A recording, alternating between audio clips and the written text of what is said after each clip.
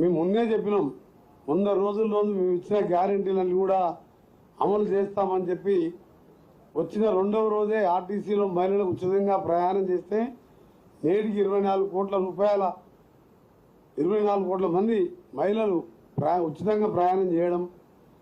ఈరోజే మా గౌరవ ట్రాన్స్పోర్ట్ ఆర్టీసీ శాఖ మంత్రి ఉదయం లేస్తే ఆర్టీసీకి ఏ విధంగా కార్మికులతో పాటు కొత్త బస్సులు కొనాలి, ఇంకా సేవలు చేయాలి. ఇవాళ కూడా 25 బస్సులు గౌరవ డిప్యూటీ సీఎం గారితో మాతో ఓపెన్ చేయించారు.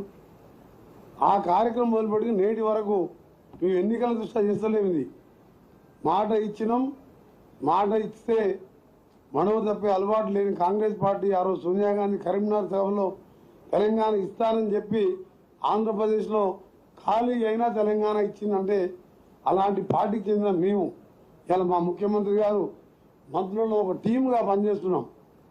నేను ఒకటే సలహా ఇస్తున్నా, చెప్పిన విషయాలు వాళ్ళన్నీ కూడా క్లియర్గా చెప్పారు. నేను కేటీఆర్, హరీష్, కేసీఆర్ కానీ ఇవాళ ఏదో మహిళల పట్ల ప్రేమ కొలకోపిస్తూ 10 సంవత్సరాలుగా మహిళల గురించి మాట్లాడకుండా ఢిల్లీ ఎక్కడెక్కడ తిరిగిండ్రు, ఏ బిజినెస్ చేసినో చెప్పకుండా నేను చెప్పే అవసరం లేదు. మీ అందరికీ తెలుసు. దీక్షలు చేసినా మాకు అవసరం లేదు. మేము చిత్తశుద్ధితో 10 సంవత్సరాలు 13 సంవత్సరాలు ఆయన పార్టీ పెట్టినప్పుడు పక్క జలదృశ్యంలో పార్టీ పెట్టినలో చెప్పిన మొదటి ముఖ్యమంత్రి దళితుని చేస్తా, చెయ్యకపోతే నా మెడ మీద తల ఉండదు అన్నాం. అలాంటి వందలు లక్షలు చెప్పిన అబద్ధాలు. మేమేమంటే కుటుంబమే పాలించుకుంది. మంత్రులు లేరు, ఎమ్మెల్యే లేరు, సెక్రటరియట్ పాసులు లేవు. నన్ను కూడా రానియలే, రేవంత్ రెడ్డి గారు కూడా రానియలే. సెక్రటరియట్ అడిగితే పాసు. కానీ అందరూ టీమ్గా పనిచేస్తున్నాం. 17th మాకు 100 రోజులు అయిపోతుంది. ఇవాళ వచ్చే పార్లమెంట్ ఎన్నికల కోసం మేము చేస్తలేం. చెప్పిన మాటకు ఈ కార్యక్రమాలే కాదు, వీలును బట్టి ఆర్థికంగా విధ్వంసం సృష్టించి 34 వేల కోట్ల బకాయిలు పెట్టి కాంట్రాక్టర్లకు కానీ వివిధ రకాలుగా 7 లక్షల కోట్లు అప్పు చేసి 2019 నుంచి మొన్న మార్చి 1 వరకు ఎప్పుడు కూడా 1వ తారీఖు రోజు జీతాలు ఇవ్వలే. దేశం మొత్తం ఏ రాష్ట్రమైనా 1వ తారీఖు శాలరీస్ ఇస్తాం, పెన్షన్స్ ఇస్తారు.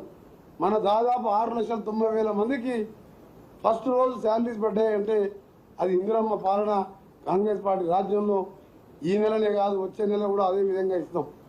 ఇన్ని అప్పులున్నా ఆర్థిక క్రమశిక్షణతో ఇచ్చిన మాట నిలుపుకుంటున్నాం. అందరూ కూడా అర్థం చేసుకోవాలని.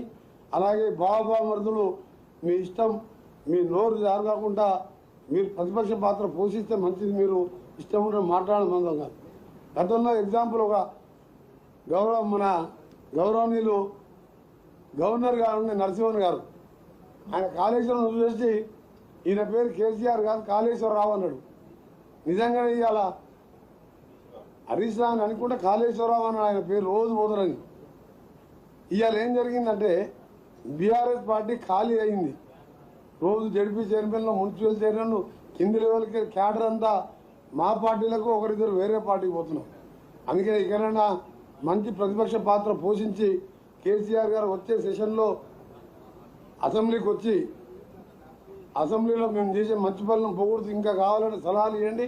కానీ రోజు పిచ్చి బాగుడు రావద్దని మీ అందరికీ కూడా మీ ద్వారా ప్రతిపక్షాన్ని సలహా ఇస్తున్నాం.